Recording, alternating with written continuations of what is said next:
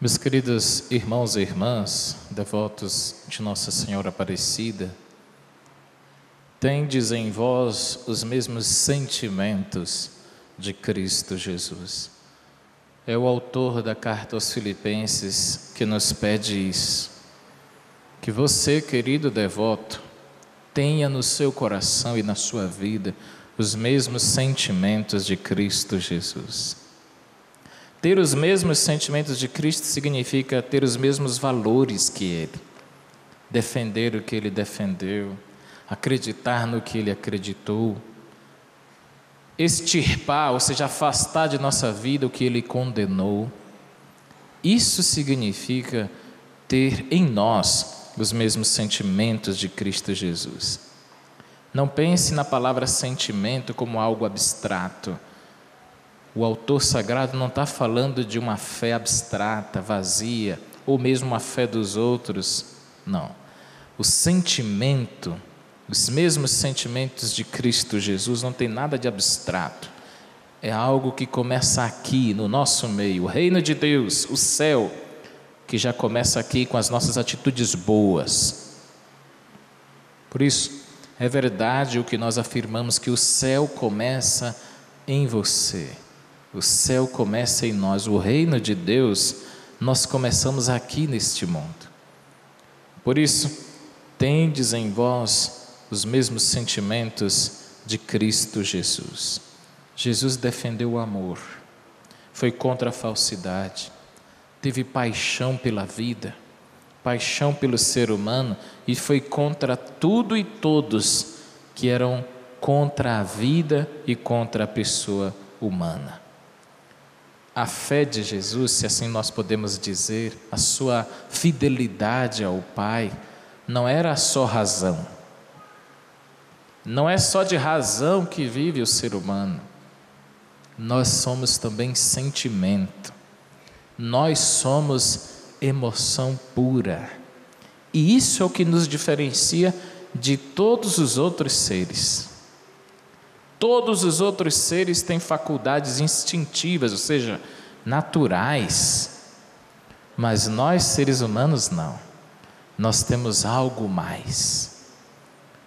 Os antigos padres da igreja diziam assim: o ser humano é capaz de Deus, e somente o ser humano é capaz de Deus. Ou seja, querido devoto, por mais delinquente que seja uma pessoa, por mais que ela tenha feito coisas erradas, ela ainda é capaz de Deus. Por isso é que nós acreditamos na pessoa humana e em sua transformação. Porque todo ser humano carrega em si o que o Papa Francisco chama de DNA de Deus. Ou seja, nós somos filhos do Pai. Estas marcas do eterno estão dentro de nós e não tem como tirar, não tem como arrancar isso. Tendes em vós os mesmos sentimentos de Cristo Jesus. Eu me lembro muito bem da passagem bíblica em que, quando Lázaro morreu, Jesus chorou. Jesus chorou de saudades. Saudade é dos sentimentos humanos o mais bonito. Nós só temos saudade de quem amamos, por isso que Jesus chorou. Jesus chorou porque Lázaro, seu amigo, morreu. Jesus é sentimento puro, é emoção pura. Por isso as suas lágrimas verteram de tal modo de seu rosto, que as testemunhas disseram: veja como ele amava o seu amigo, ele nunca fingiu sentimento nenhum. Jesus chorou, meus queridos. O nosso Deus é um Deus de sentimentos, assim como você. É por isso que Ele sabe o que é uma lágrima derramada quando você perde uma pessoa querida na sua família. Ele sabe o que são as noites dormidas por medo de perder uma pessoa que você ama. Tem sentimentos. O nosso Deus não é um Deus frio, calculista. Não. O Deus que nós adoramos e que amamos sabe o que é dor, mas também sabe o que é alegria. Eu lembro que Jesus era amigo de Lázaro, de Marta e de Maria. Isso nos dá a entender que ele ia de vez em quando lá em Betânia, e era gente como a gente. Quando ele chegava em Betânia, ele se sentia em casa. E em casa nós somos nós mesmos, né? A gente não precisa vestir roupa, máscaras. Em casa nós somos aquilo que somos. E Jesus em Betânia, na companhia de Lázaro, de Marta e de Maria, era um amigo familiar deles. Eram amigos íntimos. E foi disso que Jesus sentiu saudades. Quando perdeu Lázaro, quando Lázaro morreu, Jesus lembrou de todas estas cenas. E estas cenas se transformaram, por que não, em lágrimas. Por isso, tendes em vós os mesmos sentimentos de Cristo Jesus. Queridos, é o sentimento que me proporciona ver coisas não só com os olhos. Vou dar o exemplo. Aqui em Aparecida, não poucas e não raras vezes, eu vi pessoas se emocionando diante da imagem de Nossa Senhora. E se você perguntar por que você chorou, eu não sei. São coisas que não dá para explicar com as palavras. Quando as palavras não conseguem explicar, é aí que nós entramos no terreno chamado do sentimento verdadeiro, do sentimento puro. Aqui em Aparecida, a fé caminha lado a lado com a emoção. É ou não é? As emoções brotam de nós porque é sincero o sentimento que temos. Noutra passagem do Evangelho que vocês lembram bem, Jesus encontrou-se com um jovem. E como Jesus ama os jovens. Por isso, falem para os filhos de vocês, sintonizem a TV Aparecida, participem da missa, sintonizem a missa.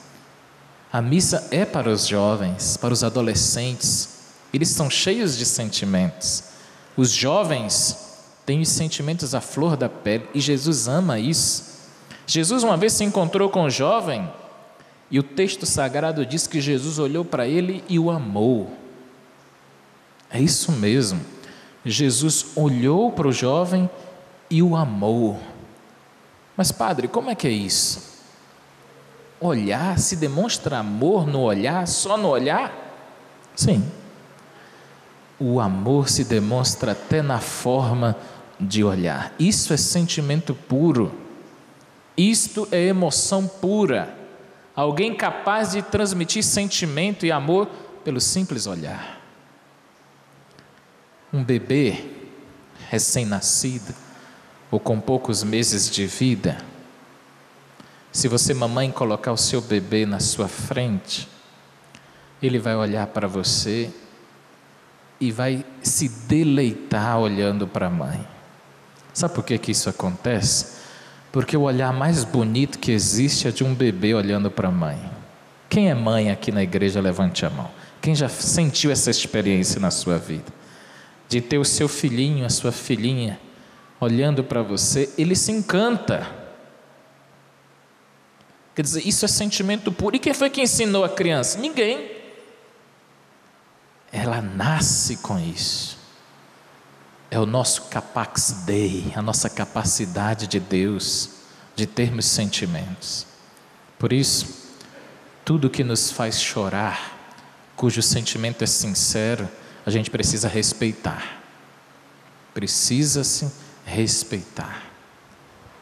E no Evangelho, meus queridos, que cena bonita de Jesus. Um patrão que convida muitas pessoas para a festa e muitos dão desculpas. Não vou por isso, não vou por aquilo. E até que Deus, o dono da grande festa da vida, ele decide convidar os pobres, os aleijados, os coxos e os cegos. Gente necessitada. São essas pessoas que têm um lugar especial na festa da vida para Deus. Os pobres. Os pobres nunca estão cheios, eles sempre estão sedentos, eles sempre estão com fome e com sede de Deus. Gente orgulhosa e vaidosa sempre arruma desculpas para não ir à festa da vida. E são desculpas por causa de suas necessidades. Junta de bois, casamentos, preocupações da vida. São as desculpas que nós arrumamos para não encontrarmos-nos com Deus. Mas o pobre não tem desculpa. Ou aquele que se faz pobre está sempre com as mãos pedindo. É isso que Deus espera de nós, que diante dele nós não nos apresentemos descerrando para ele as nossas qualidades. Olha, Deus, como eu sou bom, não mato, não roubo, eu sou muito bom. Ele vai dizer assim: eu não quero saber de suas qualidades, eu sou Deus, não rivalize comigo. Eu quero que você me apresente as suas necessidades. É por isso que aqueles que deram desculpas e não foram para a festa da vida, como nos conta o Evangelho de hoje, ficarão de fora. O que Deus espera de nós, de mim e de você, é que nós nos apresentemos diante dele como pedintes. É isso mesmo, como pessoas que necessitam de Deus, que tenham fome e sede de Deus. Se alguém perguntar: por que você veio na missa hoje? Eu fui lá, estava sem fazer nada. Não, eu fui porque eu tenho sede de Deus. Eu fui porque eu tenho fome de Deus. Não, eu fui porque eu estava passeando, minha mãe pediu para eu ir lá. Não, eu vou porque eu tenho sede. E se eu não for, eu morro de sede, morro de fome. O Salmo 62 na Sagrada Escritura fala sobre isso. Sede do Deus vivo. Tomara, meu querido irmão, que você tenha tanta sede, que você tenha tanta fome de Deus, que você não fique um dia sequer sem falar com Ele.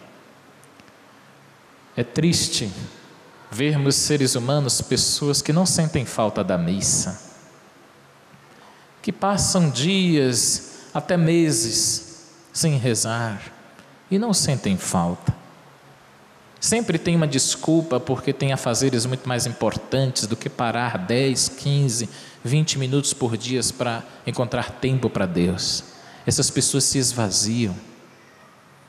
Essas pessoas ficam ocas por dentro, porque nós fomos criados para Deus. Isso está dentro de nós. Quem não sente falta de Deus morreu. Só está de pé, mas está morto, vivo. Temos que sentir falta. Se não pôde participar de uma missa, se não pôde encontrar um tempo, eu fico inquieto. Eu estou sentindo falta daquilo que me sustenta, daquilo que me faz pessoa por inteiro. É isso que eu desejo para você na missa de hoje. Que você sinta falta e sede e fome de Deus, e que quando estiver aqui se sinta feliz, muito mais feliz do que qualquer outra ocasião na sua vida, estando pertinho de Deus. E para concluir, Santo Afonso, que foi fundador dos missionários redentoristas, ele tinha uma expressão bonita que eu vou usar agora para concluir esta celebração, esta homilia. Santo Afonso dizia assim: nós temos que sentir o gosto de Deus. E Deus tem gosto, padre? Tem, sim, senhor. É o gosto de realização, de felicidade plena, que a gente não encontra em nenhum outro lugar. E só sente gosto quem faz experiência. É isso mesmo. Gosto tem tudo a ver com experiência de Deus. E os mais simples, os menos orgulhosos sabem o que é isso. Eles dizem: padre, realmente, quando eu vou à Aparecida, eu sinto o gosto de Deus. Quando eu vou a uma missa, eu sinto o gosto de Deus. Quando eu paro de manhãzinha ou de noite mesmo cansado para rezar, eu sinto o gosto de Deus, é porque está saboreando a presença divina em sua vida. Que sejamos assim diante de Deus, nosso Pai, pessoas sedentas de sua presença e felizes quando a temos no nosso coração. Amém? Assim seja.